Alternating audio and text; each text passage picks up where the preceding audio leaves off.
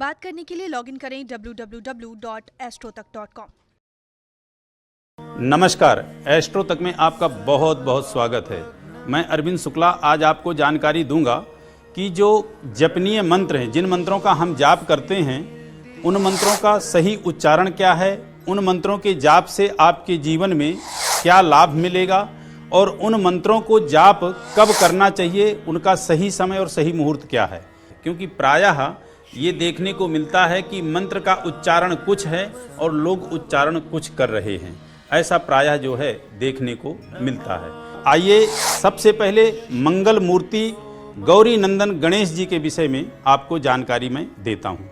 बहुत ही सिंपल मंत्र है गणेश जी के। प्रायः लोग उच्चारण दो मंत्रों का मैंने सुना है, गं गणपतये नमः, गम गणपतये नमः। अर्थात एक मंत्र में उच्चारण किया जा रहा है जिसमें गा के ऊपर बिंदी रखी हुई है, और एक मंत्र का उच्चारण होता है जिसमें गा और माँ है, गम गणपतये नमः, गं गणपतये नमः, जो कि सही मंत्र है ओम गं गणपतये नमः। अब आइए अर्थ के विषय में आपको जानकारी देते हैं। गणपत्य अथर्व शीर्ष में यह मंत्र आता है और गणपत्य अथर्व शीर्ष में यह बताया गया है कि जिसमें शुरुआत होता है नमस्ते गणपतये तुम्हें प्रत्यक्षम ब्रह्मासि तुम्हें केवलम कर्तासि। अर्थात तुम ही प्रत्यक्ष ब्रह्म हो, तुम ही प्रत्यक्ष परब्रह्म परमात्मा हो। और गणेश के इस मंत्र के जाप करने से आपके जीवन में चहुमुखी अर्थात धर्म अर्थ काम मोक्ष चारों प्रकार की आपको उपलब्धि प्राप्त होती है। और वैसे भी कहते हैं कि हम किसी भी कार्य का जब प्रारंभ करते हैं, अपने जीवन में कोई भी कार्य हम शुरू करें तो सबसे पहले हम गजानन गणेश जी की पूजा करते हैं, उनके मंत्रों का जाप करते हैं।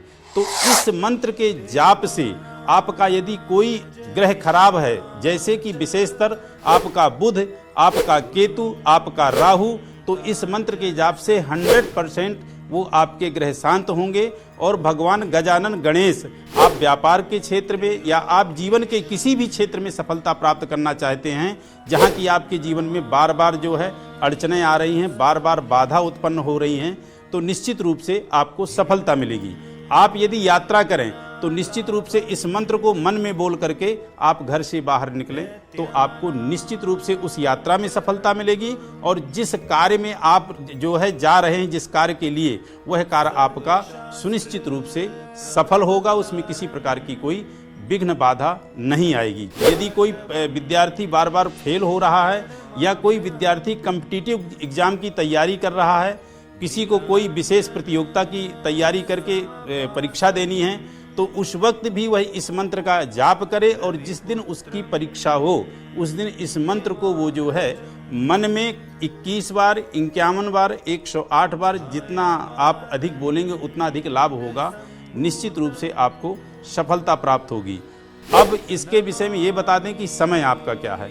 तो समय का आप ये है कि यदि आप प्रातःकालीन करते हैं तो अति उत्तम है, नहीं कर पाते हैं तो सायंकालीन भी कर सकते हैं। बस एक चीज का ध्यान रखेंगे कि जब आप इसका जाप करेंगे तो पूरी श्रद्धा के साथ होना चाहिए, पूरी समर्पणता के साथ होना चाहिए। और यह जाप ऐसा नहीं कि आप चलते फिरते कर लें, एकाग्र मन से घर में आप अपने मंदिर में बैठ के दीप प्रज्वलित करके और फिर इस मंत्र का जाप करें। देखिए बहुत अत्यधिक लाभ होगा। फिर से दोबारा बता दूं, ओम गं गणपतये नमः, ना कि ओम गम गणपतये नमः। गं गणपतये नमः यह मंत्र है और अथर्ववेद का मंत्र है और गणपत्य अथर्व शीर्ष से यह मंत्र लिया गया है। तो इस विषय में मैंने आप लोगों को जानकारी दी।